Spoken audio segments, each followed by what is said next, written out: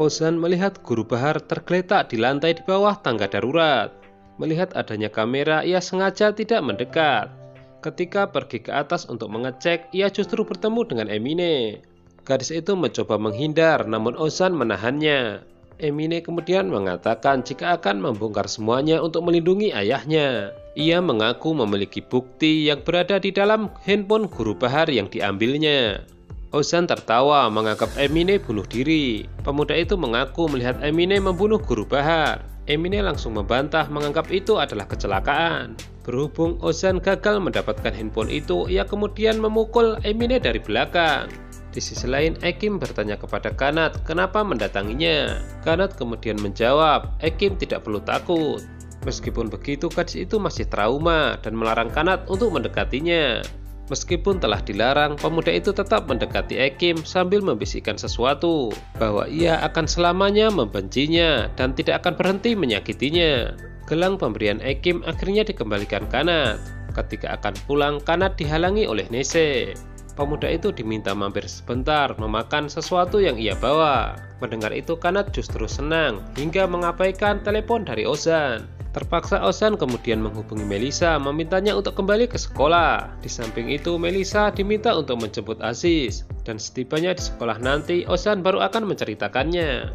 Nese sengaja menyuruh Ekim untuk keluar membeli yogurt, sebab ada sesuatu yang pribadi ingin ia bicarakan dengan Kanat. Setelah itu, raut wajah Nese berubah menjadi serius. Kanat diminta mendengarkan baik-baik bahwa ia membesarkan Ekim seorang diri, hingga tiada satupun yang mereka sembunyikan. Nese kemudian bertanya kepada Kanat kenapa ia selalu menyakiti putrinya. Kanat mencoba membela diri, hanya saja Nese memotong pembicaraannya. Seorang ibu memiliki kedekatan dengan putrinya hingga tidak mungkin menyakitinya. Nese meminta Kanat untuk tidak menyamakan keluarganya dengan keluarga mereka. Terakhir, jika Kanat hanya menyakiti putrinya, lebih baik meninggalkannya. Setelah itu, Nese mengusir Kanat untuk keluar dari rumahnya. Fikret menceritakan keadaan sekolah kepada Mr. Riza. Akan tetapi, jawaban ayah Kanat itu membuatnya kaget. Ia telah mengetahui semuanya. Mr. Riza mengaku jika dialah yang mengirim petugas inspeksi. Namun yang lebih mencengangkan lagi, ternyata Mr. Riza yang ingin membeli sekolah itu. Suna yang kebetulan menghidangkan makanan dan minuman pun tercengang mendengarnya.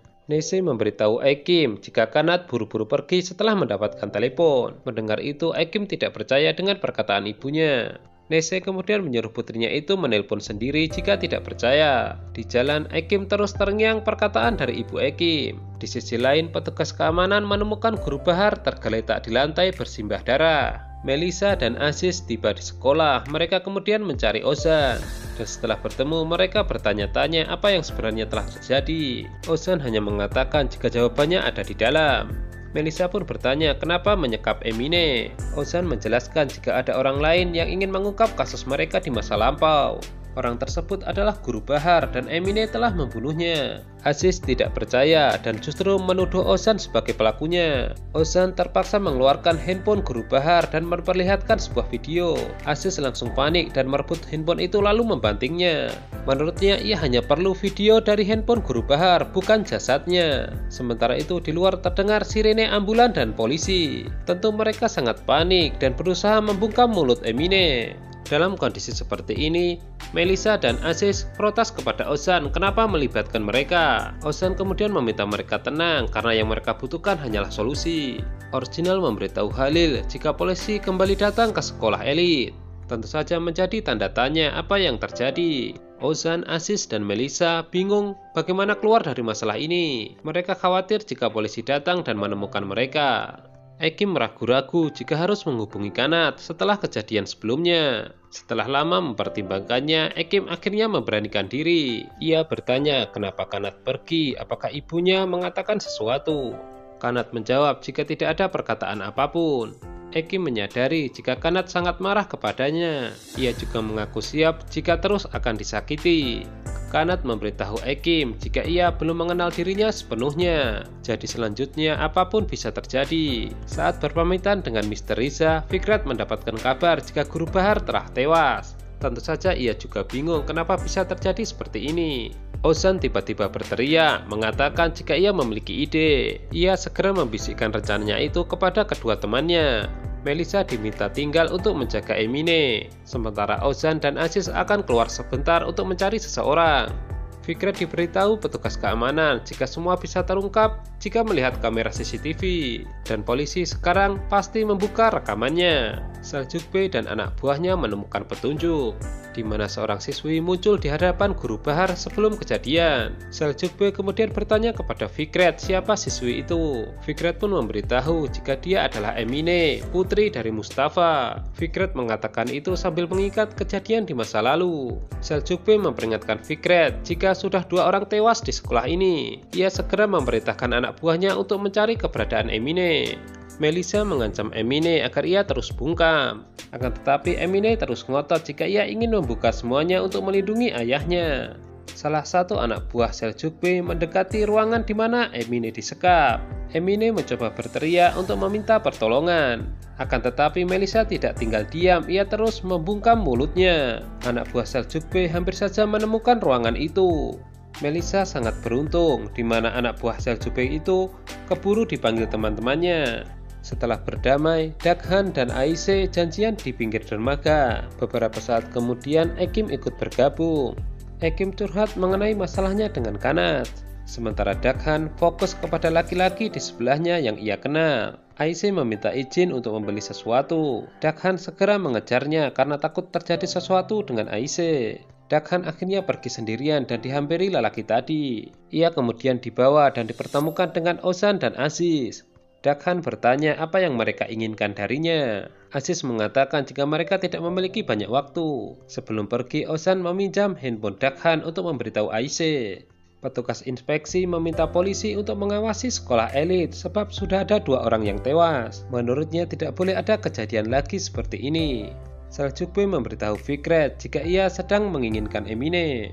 Jika siswi itu telah ditemukan, maka ia baru akan memberikan penjelasan. Sementara itu, Mr. Riza sangat senang ketika melihat Suna menyiapkan begitu banyak kue di meja. Flashback, adonan kue itu sebelumnya dibubuhi racun oleh Suna. Itulah sebabnya ia sangat gugup saat ditatap suaminya. Melissa sangat senang teman-temannya datang. Ia mengaku panik karena hampir saja polisi menemukannya. Daghan kemudian dibawa masuk untuk dipertemukan dengan Emine yang disekap. Daghan pun bingung apa maksud dari semua ini. Ozan kemudian menjelaskan jika tugas Daghan hanyalah menjaga Emine. Mendengar itu, Daghan menolak. Ia tidak ingin terlibat dalam permainan ini. Ozan mengatakan jika ia tidak mau melakukannya, maka ia akan menyakiti Aise. Mendengar itu, Daghan terpaksa menyanggupinya. Ia kemudian memberitahu Emine ia tidak punya pilihan lain. Mr. Riza curiga kenapa istrinya tidak ikut makan. Suna beralasan jika ia tidak suka manis. Hingga akhirnya Mr. Riza menyuapinya dengan paksa. Suaminya itu ternyata tahu jika Suna ingin meracuninya, sebab Canan sahabatnya telah berkhianat dan memberitahu Mr. Riza. Suna akhirnya membela diri, apa yang ia lakukan adalah untuk melindungi dirinya dan anak-anaknya. Ia kemudian mengancam suaminya itu jika suatu saat suaminya itu akan mendapatkan balasannya. Mendengar itu, Mr. Riza tiba-tiba menangis. Maklum sebab ia berkepribadian ganda. Bagaimanapun juga ia takut ditinggalkan orang-orang terdekatnya. Hazel mengemasi pakaiannya. Ia memberitahu Ekim jika nanti malam ayahnya dibebaskan. Ekim ikut senang, namun kemudian ia sedih karena masalah yang membelenggunya. Tiba-tiba Bekir datang membawa kabar jika Guru Bahar telah meninggal. Sontak mereka shock merasa tidak percaya dengan berita ini. Nenek Laila teringat jika cucunya itu sedang membutuhkan uang untuk membeli tas. Ia kemudian memeriksa perhiasan emasnya yang telah ia simpan. Betapa terkejutnya ia, ternyata ia tidak menemukannya. Saat itu juga ia memanggil Laila, hanya saja cucunya itu mengaku tidak mengetahuinya. Beberapa saat kemudian Laila diminta Aise untuk melihat berita. Untuk memastikan Emine tidak kabur, Ozan terus memantau Daghan. Itu ia lakukan sembari memberi kejutan kecil untuk Melissa. Ozan teringat ulang tahun Melissa waktu kecil diberi hadiah pizza. Jadi sekarang ia ingin mengulang momen itu. Melissa akhirnya membuat permainan kecil, di mana mereka akan berlomba untuk memakan pizza. Akan tetapi Ozan berpura-pura tersedak yang membuat Melissa sangat panik ingin memanggil ambulans. Melissa sangat kesal dipermainkan seperti itu. Ia mengancam jika lebih baik pergi, akan tetapi Ozan menangkapnya, mengatakan jika sebentar lagi Kanat akan datang. Emine berpura-pura mengalami sesak nafas hingga kemudian pingsan. Daghan yang panik kemudian melepaskan ikatannya. Di saat lengah inilah, Emine menggunakan kesempatan untuk melarikan diri. Tubuh Daghan yang lebih kecil berhasil ia dorong.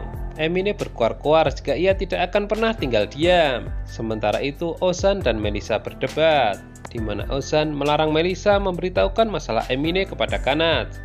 Begitu Kanat datang, ia langsung dibuat terkejut dengan berita kematian Guru Bahar. Lebih parahnya lagi, ia tewas di saat menyelidiki kasus mereka. Kanat kemudian pergi untuk mencari tahu kebenarannya. Ozan menyuruh Melissa untuk tetap diam. Seljukbe memanggil keluarga Emine dan memberitahukan keterlibatan putri mereka. Mustafa merasa tidak percaya dan ia meminta izin untuk membujuk putrinya. Emine sendiri emosinya sedang tidak stabil. Ia teringat kembali peristiwa-peristiwa perundungan yang dialaminya. Hatinya bertambah hancur ketika diberitahu ayahnya Guru Bahar telah tewas. Sementara itu Ekim dan kawan-kawannya sedang mengenang sosok Guru Bahar. Tak lama dari itu muncul Laila yang ingin bergabung dengan mereka. Semua kemudian bertanya-tanya apakah Guru Selim telah mengetahui hal ini. Ekim pun menjawab jika beberapa hari ini Guru Selim tidak bisa dihubungi. Aisyah menyarankan untuk mengirimkan pesan saja. Kembali lagi ke Emine, ia menangis histeris. Ia tidak menyangka apa yang ia lakukan mencelakai guru yang tidak bersalah. Daghan berbohong kepada Ozan jika kondisinya baik-baik saja, padahal pemuda itu tengah menangis. Saatnya pemakaman Guru Bahar dengan diikuti para guru dan siswa. Tampak Guru Selim ikut menandu jenazah. Ia pun tampak terpukul. Di balik pohon ada Daghan yang mempersiapkan pistol yang ia masukkan ke dalam tasnya. Guru Selim tidak terima ketika Fikret akan membantu menguburkan jenazah. Kanat kemudian berusaha untuk menenangkannya. Daghan menghampiri Aziz, Melissa, dan Ozan memberitahu jika Emine telah kabur. Tentu saja ini membuat mereka kesal sekaligus panik. Pada saat prosesi doa, Ozan dan Daghan saling bertatapan. Hal ini juga ditangkap oleh Aisyah maupun Kanat. Ozan bertekad tidak akan melepaskan Daghan lagi. Setelah pemakaman selesai, pandangan Kanat mengarah kepada Ekim. Hanya saja gadis itu sangat cuek kepadanya. Guru Selim segera menghampiri Sulaiman dan Fikret, menuduh mereka penyebab kematian Guru Bahar. Akan tetapi lagi-lagi Kanat berhasil menenangkannya. Sedangkan Ozan dan anak buahnya buru-buru menghampiri Daghan dan menghajarnya. Nah, gimana? Semakin seru kan? Untuk mengetahui kelanjutannya, jangan lupa pantengin terus Smile Channel ya. Terima kasih.